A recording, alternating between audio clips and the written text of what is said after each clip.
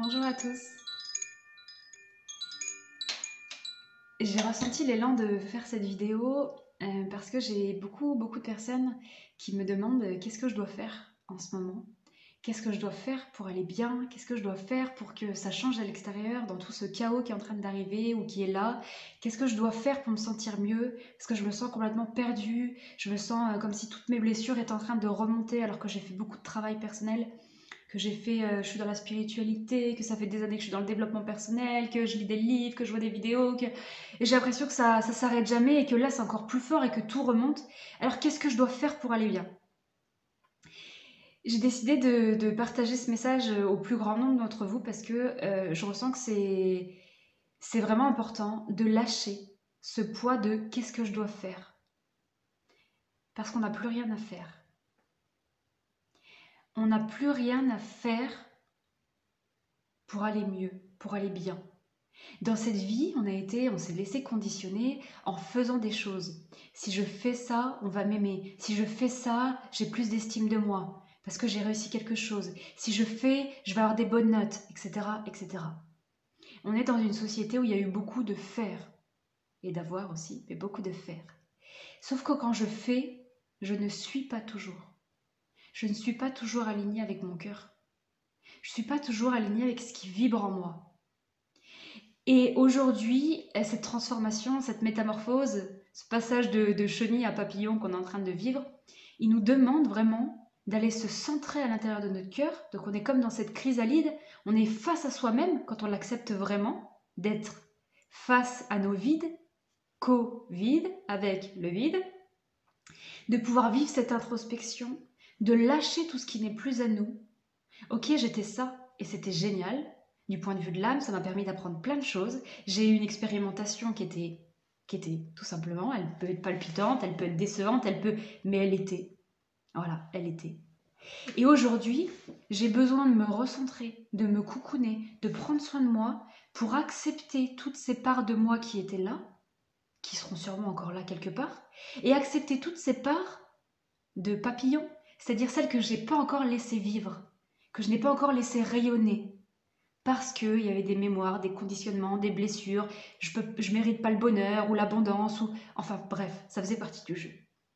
Et là, pour la plupart, vous êtes dans le cocon et on comprend pas ce qui se passe parce que on a l'impression qu'on perd tout ce qui était nous, et en même temps on sait que c'était lourd et que ça nous rendait pas spécialement heureux, et on sait pas ce qu'il y a après, et en même temps c'est interminable, et ben oui, c'est comme la chenille dans sa chrysalide.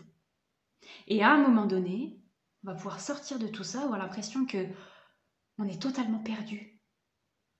On est totalement perdu.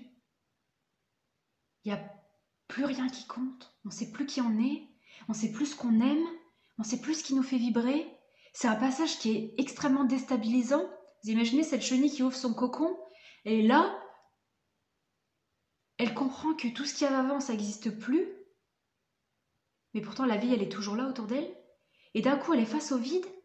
Elle sait qu'elle va devoir sauter. Elle est terrorisée parce qu'elle a peur de tomber. Et on lui dit, mais t'inquiète pas, il y a des ailes, tu vas voler. Oui, mais moi, je l'ai jamais fait.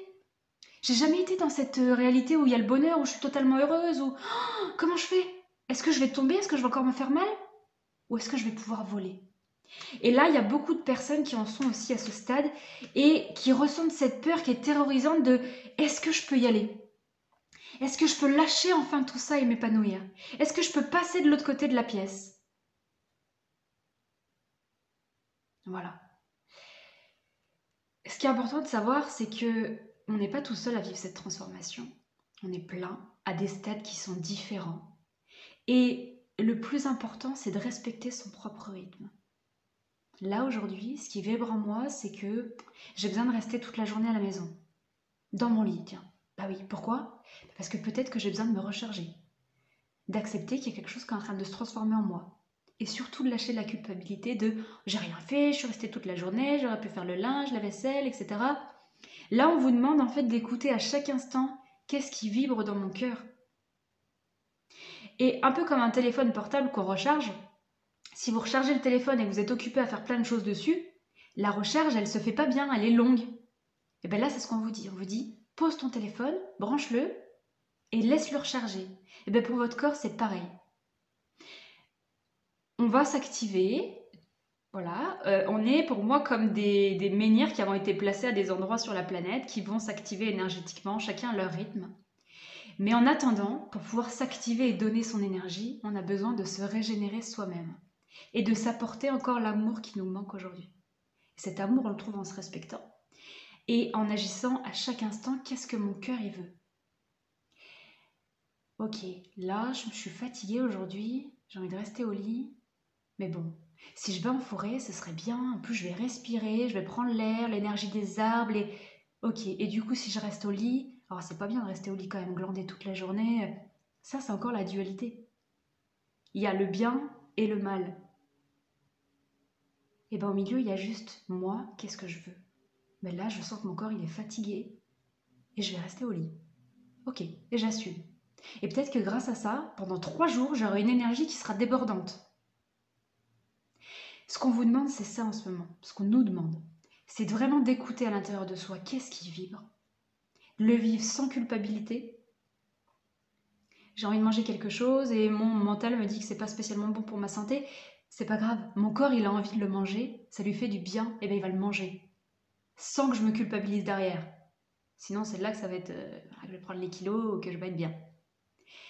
Juste sois toi-même. Je suis invitée quelque part, oh, ça me fait mal au ventre. Et ben, mon corps, il me dit non. On ne peut plus faire semblant. On en est à un moment donné où le processus il est activé, comme le processus de la chenille ou de la grossesse. On ne peut pas l'arrêter, mais sauf qu'on ne peut plus faire semblant. Et plus on fait semblant, plus on se sent mal. Parce qu'on nous demande juste aujourd'hui d'être nous-mêmes. C'est la seule chose qu'on te demande aujourd'hui. De penser à toi, de prendre du temps pour te régénérer. Parce qu'il y aura une suite à tout ça, bien sûr. Mais aujourd'hui, prends le temps de te régénérer. Prends le temps de te faire du bien, de t'apporter de l'amour, d'aller chercher au magasin des choses que tu aimes manger, d'aller vivre à l'extérieur des choses qui te font, par exemple, découvrir des paysages redécouvrir des paysages que tu adores. En fait, use de tes 5 sens pour aimer cette matière qui a pu te faire du mal.